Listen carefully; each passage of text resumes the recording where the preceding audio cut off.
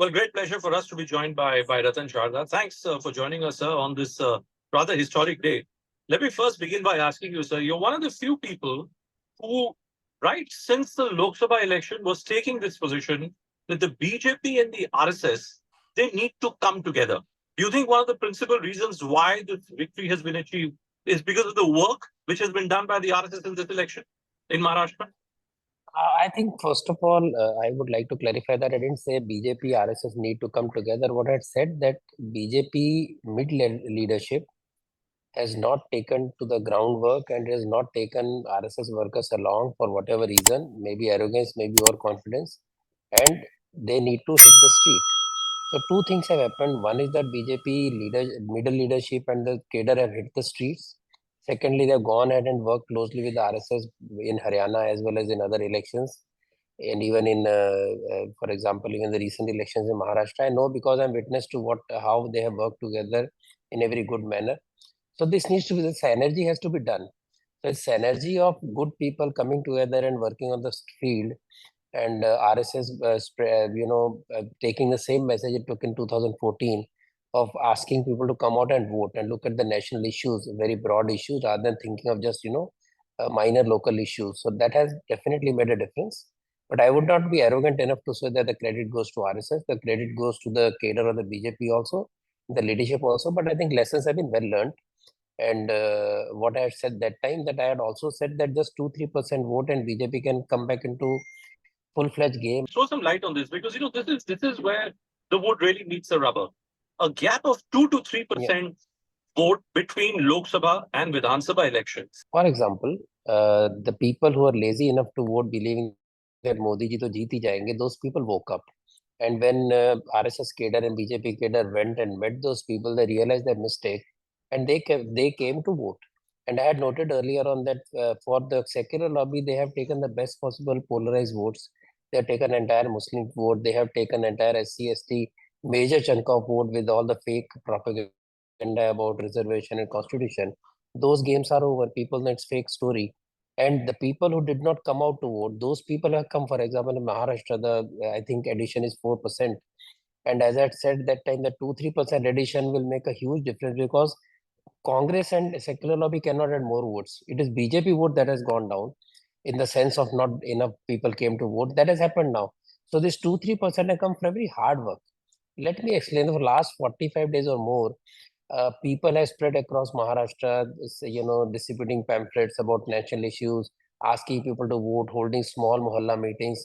So about 40,000 meetings have been recorded as done. People have claimed 60,000 also, but I know the figure 40,000, I'm very sure about that.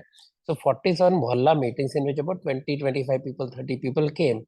I also went to a few meetings. I saw the mood there, and people are very particular. They're very clear that they will not fall for this casteist agenda, this divisive agenda, and they'll vote for the party. They'll vote for Modi. They vote for the larger cause. So this, if you look at the result now, because of all this churning and people coming to vote, you'll find in every aspect, whether you talk of caste, whether you talk of community, everywhere BJP alliance has scored.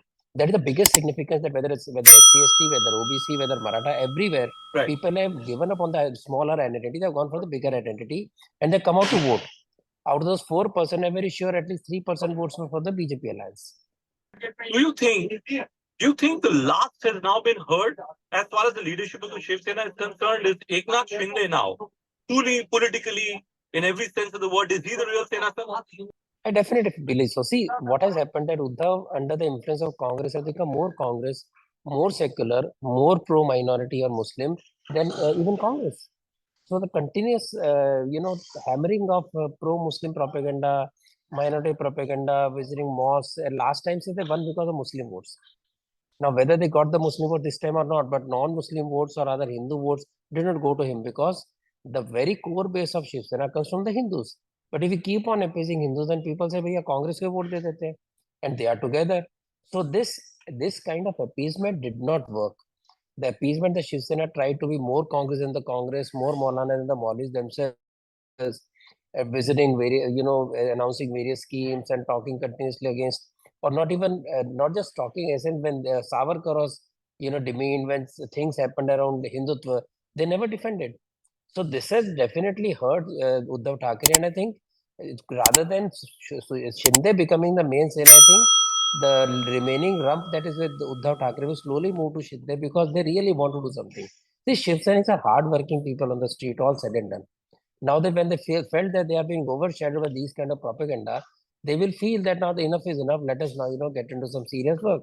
In Maharashtra, for example, Uddhav Thackeray's son and they opposed every development work. Whatever development was taking place, whether metros or whether highways, coastal road, they have been against it. So people feel, okay, we have been suffering for years together. What kind of fancy ideas these people are carrying? All this has gone against them, and I'm very sure that this will slowly fritter away. This Uddhav Sena will not survive. Is there any chance you think with this election now of Uddhav Thackeray actually coming back into the NDA fold? If he swallows his ego and realizes his mistake, what he did about 4 5 years back when he broke away from the alliance from which he won. See, the mistake he made was that didn't realize that he won the last election seats which he broke was because of Modi ji and BJP. He believed that was his vote. So this arrogance that he has got those seats, he demanded more seats. Now he had no more BJP backing, he had no Modi ji backing. So he lost major chunk of seats. So this over ambitious or wrong reading of people's mind is also cost him very heavily. Is there finally, Ratanji, let's look at the national perspective, sir. Don't you think that there is a bigger message which is coming through the Maharashtra elections? Look at Ajit Pawar, look at Sharad Pawar, Uddhav Thackeray also being reduced to irrelevance. We've seen this with the likes of, say, Mayawati in Uttar Pradesh. Regional parties, are they now ceding space, you think, sir, in big states to major players such as the BJP? This mistake is not because regional parties are not acceptable. I think it is more to do with regional parties turning into family fiefdoms. Regional parties only make control of families. And if you see many of the family offsprings, grandsons and granddaughters have been rejected, which means that people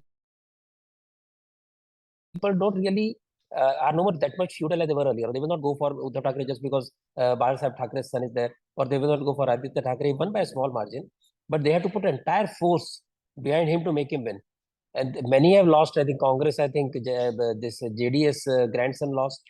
So people are no more enamored, no more overawed by the dynasties, no more overawed by the families. Mayawati's hold went down because somewhere down the line Mayawati lost interest. I do not know why. So I think the lesson is you work hard. See, Akhilesh has been washed off. Okay, Akhilesh has lost seats, but he's not a washout yet because he has created his own base. He didn't depend on Mulayam Singh Yadav. Whether he becomes number one or that is not the issue. But point is that if you work hard, there can be Naveen Patnaik, there can be somebody else. But if you think you take for granted that you are a feudal lord and you will go, people will go for you. Even Priyanka Gandhi's margin has been reduced. What I heard so far. So India is waking up to real democracy. It is waking up away from the family loyalties. And this is the lesson that regional parties, if they want to survive, will have to do, or they will become appetites to larger parties.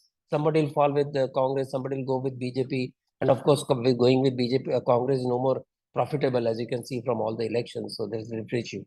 The question of who will be the chief minister of Maharashtra, settled, Ratanji? I won't get into that. Okay, you're not officially joined the BJP. All right, okay. All the very best, Ratanji. Thank you so much.